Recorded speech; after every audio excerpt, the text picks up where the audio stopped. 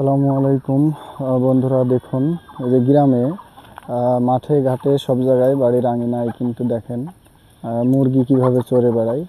আবার এই মুরগিগুলা কিন্তু অনেক সময় শিয়ালেও ধরে, হ্যাঁ, শিয়ালে ধরে, তারপরে সাপ বেজিতে আক্রমণ করে, তারপরেও কিন্তু এরা চড়ে থাকে। আর এই যে এদিকে পুকুর দেখতে পাচ্ছেন, বিশাল একটা পুকুর।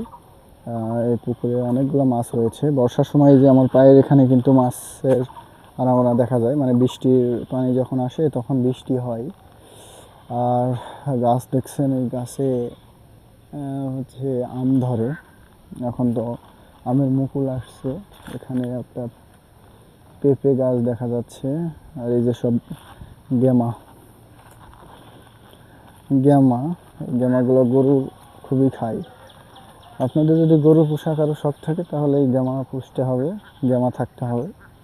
তাহলে মনে করেন অনায়াসে আপনি গরু চাষ করতে পারবেন।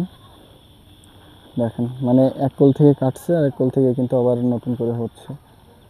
আসলে বিশাল একটা লাভবান একটি ফসল।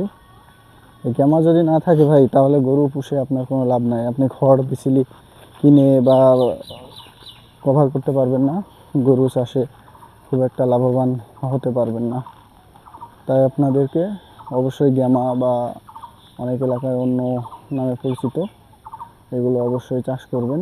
তাহলে অনায়াসে 2-3টা গরু বা আরও বেশি, আপনারা যত বেশি এটা লাগাবেন তত ভালো গরু চাষ করতে পারবেন বেশি বেশি।